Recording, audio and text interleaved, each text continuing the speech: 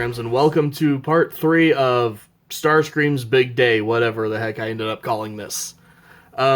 So, this is going to be where I just do a straight side-by-side comparison of the two figures that we looked at today.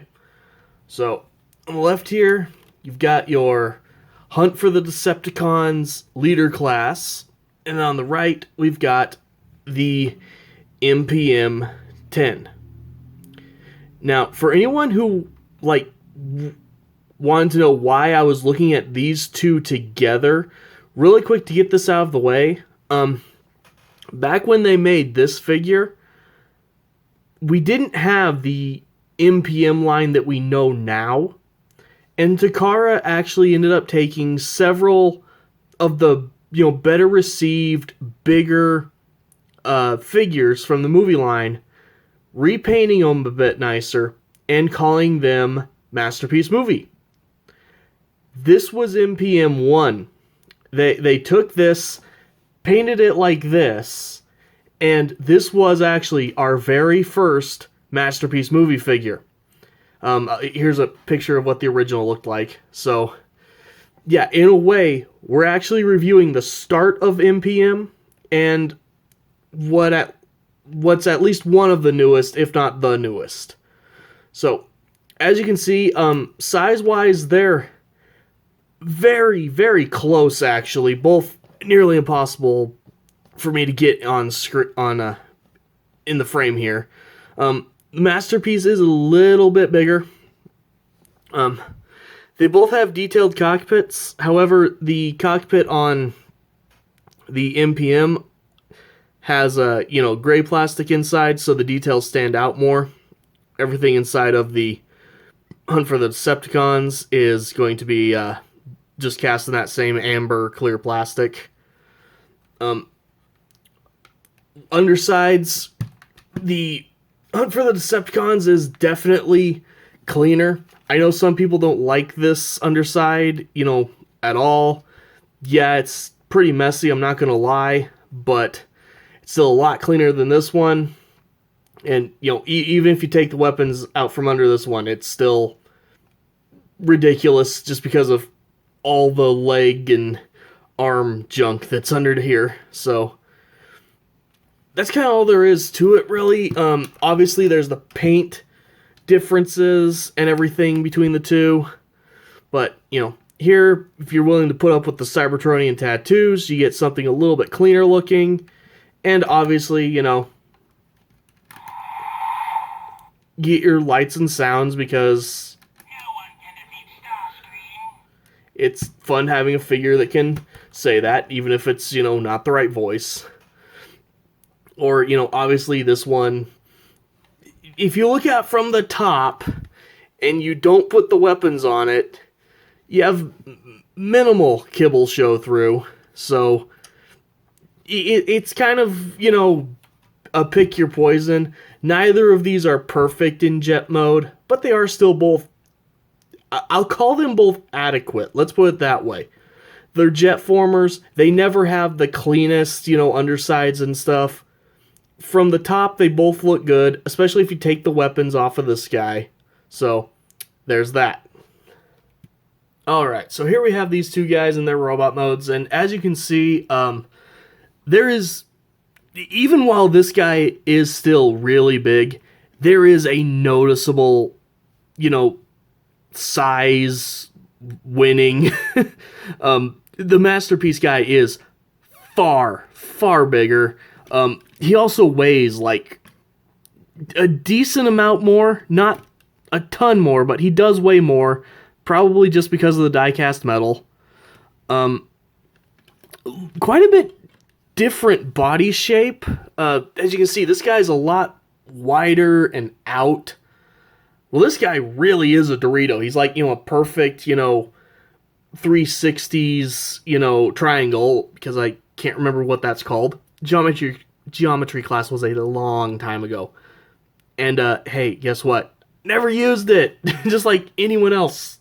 Except for people who did go into professions that actually use geometry. That aside, though, yeah, with both of these figures, there's some give and take on which one you would want to get. This guy can, actually move his arms in front of him, so he gets a point there.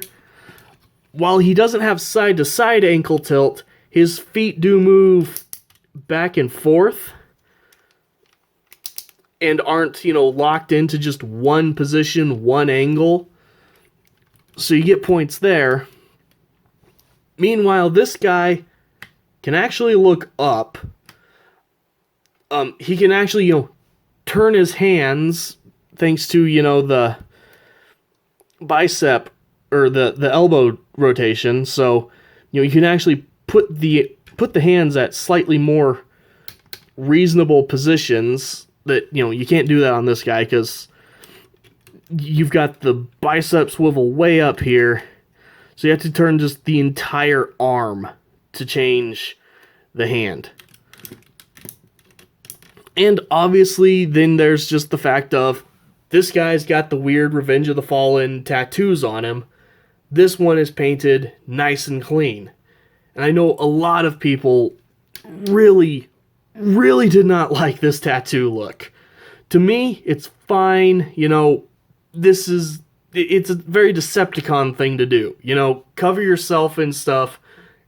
Ruin your disguise, frankly, because you're a Decepticon. You don't need no stinking disguise.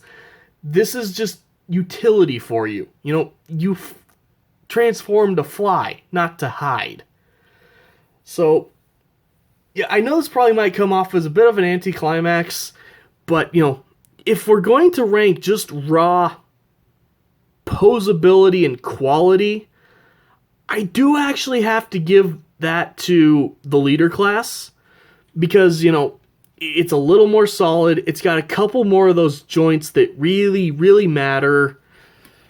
No one can defeat Starscream. It can talk, which is awesome. But, that also doesn't completely invalidate the new MPM. This thing looks great. It's got, the paint on it is incredible. It's got a little bit cleaner backpack. Die-cast metal, flight stand compatibility. There are reasons to like this one over this one. And if you wanted to find this one, the Japanese version, MPM1, that was painted like this, good lord, are you going to be spending a lot. That one, again, it was already, $150 in 2010, brand new. It's only gone up from there. This one, you're lucky to find for under $80. If it's that's missing instructions, missing the box, probably even missing a missile. So, there's a lot of options for Starscream fans like me on which big Starscream you get. But, definitely weigh your options. It's not a very cut and dry, this one is objectively better. No, there's still points to this one. I like the weapons better. I like the look better, but it's missing the articulation of this one. They're both still really solid though, which is great. QC issue aside. Again, fixable, not a big deal. I'm a little torn at the end of this one, because a lot of times it's, the other times I've done these comparison videos, it's like either, well, which style do you like? This one's more comic, this one's more G1. Or it's, something like that, but everything's still kind of on even ground. Here, things are even, but still very different, because you got a list of pros and cons here. It's a little bit tricky for me to come to a consensus here. Be crazy like me and get both. Which, reminds me, before I end this video, to my buddy Adam, I don't care what your nephew or your friends say, you can buy as many dang movie Starscreams as you want. So says ArcNeo. Ha! Take that, concerned nephew and friend. seriously though, dude, go get some Starscream figures. Go get these ones if you don't have them. Go buy Starscream. And as well, before I end this video, massive shout out to my first Patreon. Yes, I finally have someone over on Patreon. Go ahead and check it out if you want to. Link in the description. Anything I make from Patreon or just individual PayPal donations, also link description. Everything that I get from those two sources is just going to be turned around and used to make these videos better. As well as, while I'm still setting up my tiers on Patreon, there will be tiers actually to like give little mini reviews of the figures I'm about to look at, so you can actually have your own review featured in my review. So if that's a thing that interests you, I'm not doing it yet because I need a few more people over there for that to work, but that's a thing that's going to be coming. And yeah, so again, massive thanks to Phantom Pro 1. I know I forgot to actually say your name the first time. I put it on screen. I'll put it on screen again and again and again. Yeah, thank you, dude. You're awesome. Anyone else who wants to consider that, again, thank you for even thinking about it. This channel has kind of exploded the last couple days, where I've literally gone from like 5,000 views to, at the time of filming, I have just passed 43,000. I won't lie, I'm a little overwhelmed. I'm a little in shock. But, I mean, thank you guys for watching. Thank you for liking, sharing, comments, all that stuff. You know, it's cool to have these things that I did for fun start, being seen by people. So, thank you. I am quite overwhelmed, but I will get used to it, I guess.